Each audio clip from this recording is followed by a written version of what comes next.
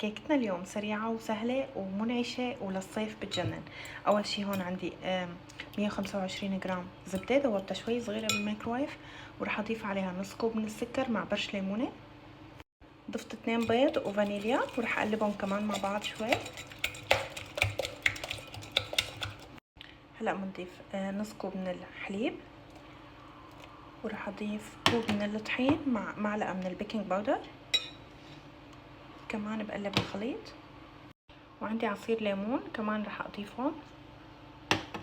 اخر شي رح اضيف البلو بيري، كتير رح يعطيها طعمة طيبة. فيكن تستغنوا عنه وتضيفوا فراولة اذا بدكم، بس انا بحب الليمون مع البلو بيري كتير بيعطيها طعمة طيبة.